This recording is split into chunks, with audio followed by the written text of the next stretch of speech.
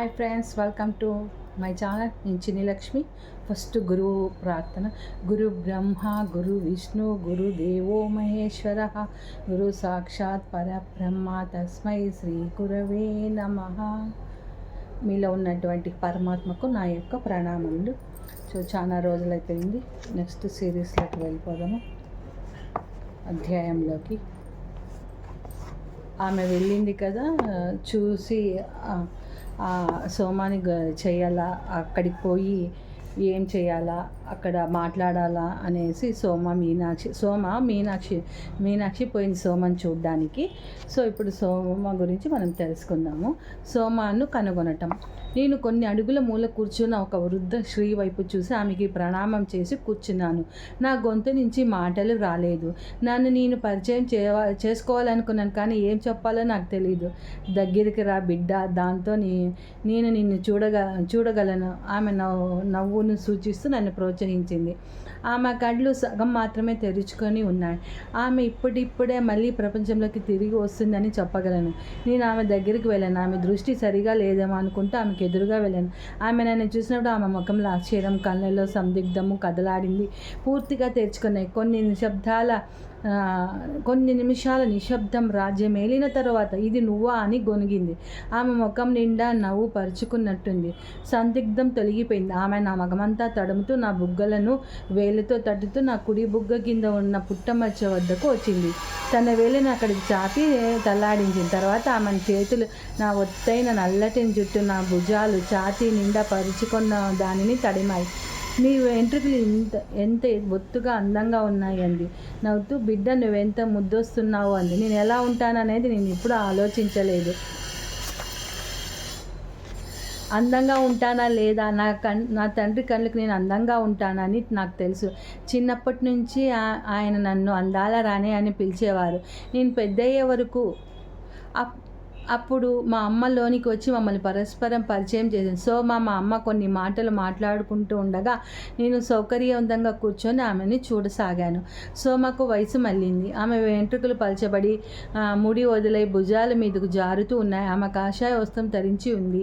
అది ఆమె తలను కూడా సగం కప్పింది. ఆమె ముఖము పల్చగా, బుగ్గులు లోతుకిపోయిన కళ్ళల్లో యవ్వనపు మెరుపులు చూశాను. మా అమ్మ మా కుటుంబం సంగతి, మా పరిస్థితి వివరిస్తుండగా పేలువైన చూపుతో ఆమె నన్ను, మా అమ్మను మార్చి చూడసాగింది.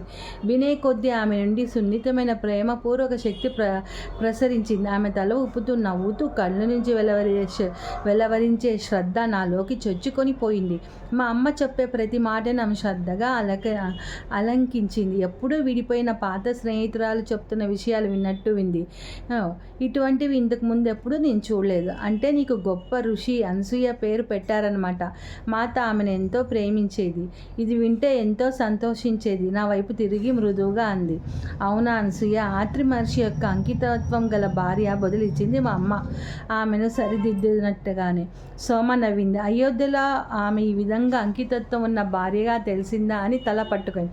ఋషి అనసూయ భూమిపై నడిచిన యోగులందరిలోనూ గొప్పది. అతి తక్కువ మంది ఋషులు చేయగలిగిన తపస్సులను ఆమె చేసి 3 దేవతలను మొప్పు పొందింది. ఆమె తపస్సు ద్వారా ఈ భూమి మీద తర్వాత తరాల కోసం రూపుదిద్దుకున్న అనేక విషయాలు సృష్టించడంలో తోడ్పడింది. ఆమెకు ఒకానొక తల్లికి ఉండే హృదయం, ఒకానొక జ్ఞానానికి ఉండే వివేకం 2 ఉన్నాయి. ఆమె ప్రేమ వివేకాలను పరిపూర్ణ సమత్వంతో నిలిపి ఉండగలిగేది. అందుకే లంకలో జరగబోయే దానికి మాత సంసిద్ధం అవుతున్నప్పుడు ఆమెకి తోడ్పడగలిగింది. లంక మాట చెప్పగానే నా హృదయంలో బాధ చెలరేగి నేను నా ఉద్వేగాలను అతి కష్టం మీద నిలుపుకున్నాను. మా కుమార్తె దగ్గర అత్యంత సున్నితమైన విషయం లేవనెత్తారు. ఆమె మహారాణి అపహరించడం అన్న విషయాన్ని ఒప్పుకోవటం లేదు, నిరాకరిస్తుంది.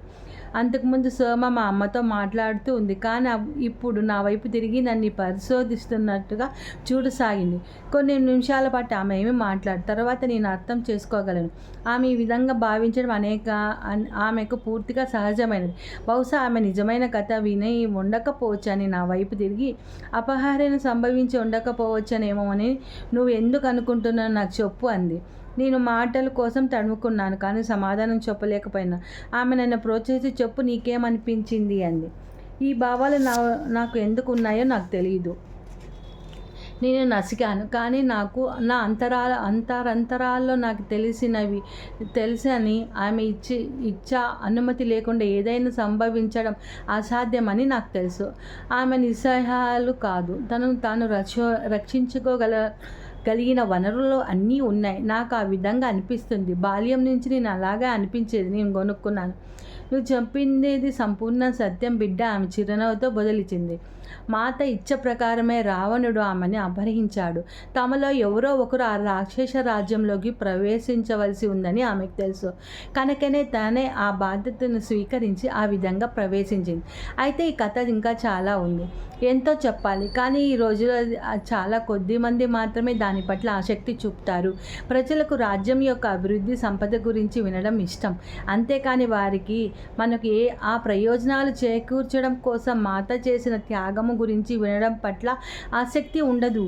దయచేసి మాకు చెప్పండి, నేను సత్యం తెలుసుకోవాలని నేను అభ్యర్థించాను. సోమానవి, ఓర్పు పట్టు బిడ్డ, ముందు నేను నీకు ఏమైనా తినిపించలేకపోతే మాత సంతోషించదు. మీరు ఇబ్బంది పడకండి, మేము ఆశ్రమంలో భోజనం చేసి వచ్చాను అని మా అమ్మ నొక్కి చెప్పింది. వారు ఆశ్రమంలో ఏం పెడతారో నాకు తెలుసు అని ఆమె నవ్వుతూ కొనసాగించింది. నేను కొంత ఆహారం, సేద చీర్చే పానీయం, వేసవిలో చల్లదాన్ని ఇచ్చేది ఇస్తాను. కొంచెం సేపట్లో ఎండ తీవ్రత కాబోతుంది. అదేం కష్టం కాదు. నా ద్వారా మాత మీకు అందిస్తుంది. ఆమెను మీరు తిరస్కరించకూడదు. మా అమ్మ గబగబా లేచి వద్దు అని చెప్పబోయింది. కానీ సోమ ఆమె చేయి పట్టుకొని కుటీరం వెనక ఉన్న వంట చేసే ప్రదేశంకి తీసుకెళ్ళింది. సోమ మాటలు నా మనసును అప్పటికే కొంచెము తేలికపరిచాయి. ఆ కథ వినాలన్న ఆతృత ఉన్నా ఎదురు చూడ్డానికి నేనేం ఇబ్బంది పడలేదు. మాకేమీ తొందర లేదు. ఆమె కూరగాయలు, గింజలతో రుచికరమైన భోజనాన్ని, నేరేడ పండ్లతో చేసిన పానీయాలని ఇచ్చింది. ఆశ్రమంలో మేము తిన్నదానికంటే అది ఎంతో మధురంగా ఉంది. మేము ఆహారం తీసుకున్నప్పుడు అడవి గుండా వెళ్తున్న ఒకానొక మునిని చూసి మాతో పాటు భోజనానికి రమ్మని పిలిచింది. ఆయన ఆనందంగా మా పక్కన కూర్చుని ఆహారం అందుకుంటూ, సోమ ఇప్పుడు మాకు పెట్టకుండా ఉండదు అన్నారు. నేను పెట్టకపోతే మాత ఏమంటుంది మీకు తెలుసా? నేను ఆమెకు జవాబు చెప్పాలి. మేము మునులం తరచూ లబ్ధి పొందుతాం. అప్పుడప్పుడు మేము ఆశ్రమంలో భిక్షకు వెళ్తాం. కానీ ఎవరు సోమ వలె తినిపించరు. ఆయన నవ్వుతూ అన్నారు. అది మాత ఆదేశం. ఆమె తరచూ చెప్పేది, వచ్చిన వాళ్ళందరికీ భోజనం పెట్టండి, మిగిలిపోయిన వాటితో కాదు, ఉన్నంతలో మంచి వాటితో. మిథులలో ఆ విధంగా ఉండేది. నేను హఠాత్తుగా అడిగాను. ఆమె అవునని తల ఊపి, జనక మహారాజు, సునైనా మాత దానిని ప్రారంభించారు. వారి పరివార పరిచారికలు, వంటశాల ఎప్పుడూ ఋషులు, మునులు, యాత్రికుల కోసం సిద్ధంగా ఉండేది. మాత ఆచారాన్ని అయోధ్యకి తెచ్చింది. ఆమె జ్ఞాపకం చేసుకున్నట్టు నవ్వి, మిథులలో కొన్నిసార్లు చాలామంది వచ్చేవారు. అంతా అయిపోయేది మాకు. వంటశాలలో పనిచేసేవారికి ఏం చేయాలో తోచేది కాదు. సరిగ్గా అప్పుడే ఒక రైతు పదార్థాలతో మా వద్దకు వచ్చేవాడు. సరిగ్గా సమయానికి అవసరమైన దానికంటే ఎక్కువ వచ్చేది. ఇవ్వటం అనేది ఒక మహావరం, అందరూ ప్రయోజనం పొందే విధానం ఇది అనేవారు జనక మహారాజు. భూమి మీద తన చివరి రోజుల వరకు మాత దీనిని కొనసాగించింది. ఆమె నా కోసం వచ్చే వరకు నేను కొనసాగిస్తాను అంది. ఆ రోజు త్వరలో రాకూడదని నేను ఆశిస్తున్నాను. భోజనం ముగించి చేతులు కడుక్కుంటూ అన్నాడు ముని. నేను ఎప్పుడైనా సిద్ధంగానే ఉన్నాను. అయితే ఆమె నన్ను ఎక్కడ ఎందుకు ఉంచింది అని ఆశ్చర్యపోతూ ఉంటాను. బహుశా మాకు ఆహారాన్ని అందించడానికి, నీ కథలు తెలియజేయడానికి. నవ్వుతూ కృతజ్ఞతలు తెలిపి సెలవు తీసుకున్నారు. సోమ మౌనంగా ఉండిపోయింది. ఆమె మనసు ఇంకా గతంలోనే ఉన్నట్టుంది. కొన్ని నిమిషాల తర్వాత ఆమె మళ్ళీ కథ చెప్పడం ఆరంభించింది. చాలా కాలం పాటు ఏర్పడిన దుర్భిక్షంలో రాజ్యంలోని చాలామంది ఇబ్బందులకు గురి అయ్యారు. అది జనక మహారాజుకు ఎంతో కష్టం కలిగింది. అప్పుడు ఆయన ఆహారం కోసం వచ్చేవారికైనా తన వంటశాలను తెరిచి ఉంచారు. ఒకానొక రోజు ఒకానొక కొత్త పరిచారికలకు సరిపడంత మాత్రమే ఆహారం ఉండడం చూసి ఒక దంపతులను తిప్పి పంపింది. అప్పుడు జనక మహారాజు తన వద్దకు పిలిచారు.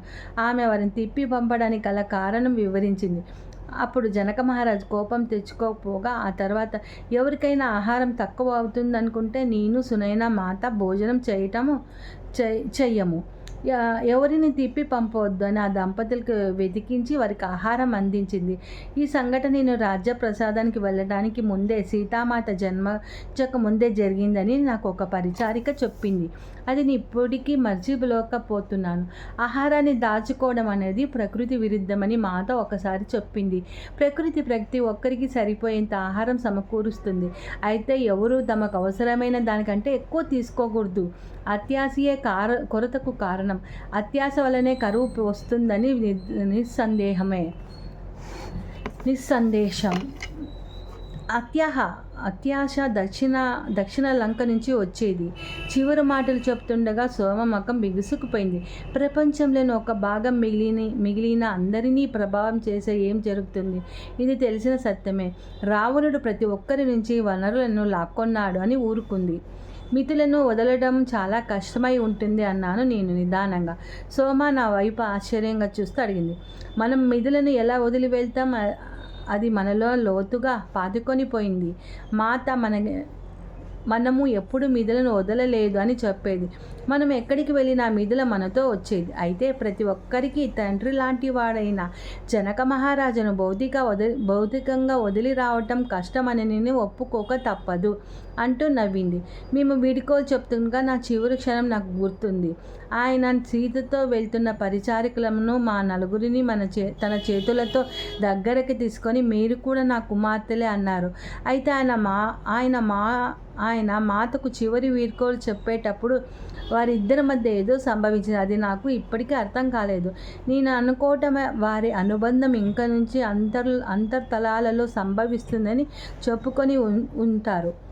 ఎందుకంటే తరచూ మాత ఆయన నుంచి సందేశాలను అందుకునేది. అయోధ్యను వదిలి వెళ్ళబోయే ముందు రాత్రి ఆయన వచ్చి ఆమెను ఆశీర్వదించారు. అలాగే అపహరణకు ముందు కూడా జరిగింది. మేము మిదులను వదిలిపోయేటప్పుడు సునైన మాత ఎక్కువ నిస్పృహకు గురయ్యారు. ఆమె తన 2 కుమార్తెలకు దూరం అవుతుంది. ఆమె వారికి తనకి వివాహమై మిదులకు వచ్చేటప్పుడు తన తల్లి ఇచ్చిన ఆభరణం ఒక్కొక్కటి ఇచ్చింది. అది మాతకు ఎంతో కదిలించింది. దానిని ఆమె వనవాసానికి వెళ్ళేటప్పుడు కూడా ధరించింది. అది ఆమెకు ఎంతో విలువైనది. తర్వాత అది పెద్ద కథ ఇంకొక రోజు చెప్దాము. సోమ ఆకాశం వైపు చూశాను. సూర్యుడు నడనెత్తిన ఉన్నాడు. సూర్యదేవ, నువ్వు ఖచ్చితంగా నేను ఉష్ణాన్ని వ్యాపించి చేస్తున్నావు. రండి, చాలా వేడిగా ఉంది, లోనికి వెళ్దాం. దాంతో మనల్ని ఇక్కడికి వచ్చే జంతువులు ఇబ్బంది పెట్టు అని మాత జ్ఞాపకాల కోసం నేను వాటి కోసం ఉంచిన ఆహారం కోసం వస్తాయి. ఆమె వాటికి కూడా చెందిందే. మేము సోమను అనుసరిస్తూ వెళ్ళగా ఆమె మాట్లాడడం కొనసాగించింది. మేము అయోధ్యకి చేరకముందే మహారాణి కౌసల్య మితుల నుంచి చేతి పనులు వారిని పిలిచి మాత గదులను అలంకరింపజేసింది. దానివలన ఇవి కూడా మిదులలాగానే ఉంటాయని ఆ విధంగా అలంకరింపజేసి మమ్మల్ని ఆశ్చర్యపరిచింది. అంతేకాదు, ఆమె కొందరు వంట వాళ్ళను మిదులకు పంపి మా ప్రత్యేక ఆహార పదార్థాలను తయారు చేయటం నేర్పించింది. ఆమె మాతకు వీలైన సొంత ఇంటిలో పూర్వంలాగానే ఉన్నట్టుగా ఉంచడానికి ఎంతో ప్రయత్నించింది. అది మాతను ఎంతో కదిలించింది. కనీసం మాతను చూడకముందే తను ఆమె ప్రేమను ప్రేమించడం మొదలుపెట్టింది ఆమె చెప్పింది అని కొంచెం ఆగి తిరిగి కొనసాగిస్తూ, మాత ఎంతో సౌందర్యవతి, కానీ ఆమె ఎప్పుడు దాన్ని పట్టించుకునే కాదు. బాహ్య ప్రపంచంలో ప్రతిదీ ఏదో ఒకరోజు నశించి అదృశ్యమయ్యేదే కనుక మనం దాని గురించి ఎక్కువ పట్టించుకోని అవసరం లేదని తరచూ చెప్పేది. సోమ నవ్వింది. ఆమె చెప్పింది సరి అయినదే. ఇప్పుడు నేను మోస్తున్న ఈ వృద్ధ శరీరాన్ని చూడండి. మేము లోనికి వెళ్ళాక ఆమె తను కూర్చుని ఉన్న మూలలోనే మళ్ళీ కూర్చేయింది. నేను ఆమె కుటీరాన్ని మొట్టమొదటిగా తెరపారా చూశాను. నేను ముందు వచ్చినప్పుడు నాకేమి కనపడలేదు. సోమాను మాత్రమే చూశాను. కుటీరంలో ఒక మూల సోమ కూర్చున్న చోట గడ్డితో ఒక పరుపు వేయపడి దానిపై దుప్పటి పరిచి ఉంది. మరొక మూల సోమ పూజ చేసుకునే ప్రాంతంలో ఒక స్త్రీ విగ్రహము మహారాణి సీతలాగా కనిపిస్తుంది. పూలతో అలంకరించబడింది. అది చాలా రకాల పువ్వులు, అడవి నుంచి సేకరించిన తెచ్చిన ఆకులు, రాళ్ళు వంటి వాటితో పూజ చేసే చోట అందంగా అలంకరించబడి ఉంది. మా అమ్మ ఎప్పుడు ఎక్కడ కూర్చోవాలో అనే గది చుట్టూ చూస్తూ ఉండగా సోమ 2 దిళ్ళు తెచ్చి ఆమె దగ్గరికి ఉంచింది. ఒక నేతి బట్ట నేలంతా పరిచింది. పూజస్థలం పక్కన అనేక నేతి దిండ్లు అతిథుల కోసం అన్నట్టుగా పెట్టుబడి ఉన్నాయి. మీరు అలసిపోయి ఉంటారంది ఉంటారు మా అమ్మ అంది. ఈ ఆహారం తయారు చేయడానికి తినడానికి చాలా సమయం పట్టడం వల్ల మేము ఆమెకు అలసట కలిగించామేమో అని మా అమ్మ. మేము త్వరలోనే తిరిగి వెళ్తాం, మీరు విశ్రాంతి తీసుకోండి అంది. విశ్రాంత? నాకు ఈ విశ్రాంతి అవసరం లేదు. ఆమె తల అడ్డంగా ఊపుతుంది. నీకు ఉన్న ప్రశ్నలకు నేను సమాధానం చెప్తాను, రా నా పక్కకు వచ్చి కూర్చో. ఆమె కొంచెం సేపు కళ్ళు మూసుకొని మౌనంగా ఉండిపోయింది. తర్వాత కళ్ళు మూసుకొని మాట్లాడడం మొదలుపెట్టింది. ఆమె స్వరం మారిపోయి ఆమె ద్వారా ఎవరో మాట్లాడుతూ ఉన్నట్టుంది. మాత, శ్రీరాముడు అడవికి వెళ్ళేటప్పుడు వారు వెళ్ళటానికి చాలా బలమైన కారణం ఉందని నాకు తెలుసు.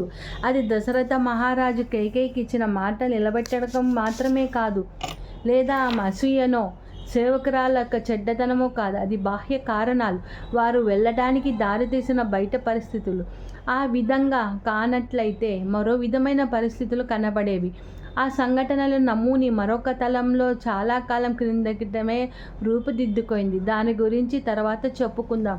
ఆ సంఘటనలు వారు అయోధ్య నగరాన్ని వీడటానికి కావలసిన పరిపూర్ణమైన చిత్రాన్ని రూపొందించాయి. దాని వలన వారు తమ జన్మించిన లక్ష్యాన్ని పూర్తి చేసుకోగలరు. సోమ కళ్ళు తెరిచి మా వైపు చూసింది. బహుశా తను చెప్పింది మేము అర్థం చేసుకుంటున్నామో లేదో అని చూడ్డానికి. మా అమ్మ తల ఆడించింది. నేను మరింత వినడం కోసం చెవులు రిక్కించాను. మాత కొన్ని సూచనలు వదిలి వెళ్ళింది కనుక అది నిజమేనని నాకు తెలుసు. ఆమె వెళ్ళటానికి ముందు ఒక పవిత్ర జ్వాలను వెలిగించి మిదిల నుంచి వచ్చిన మా పరిచారికలను నలుగురిని తాను తిరిగి వచ్చే వరకు అది వెలిగేటట్టుగా చూడమని చెప్పింది.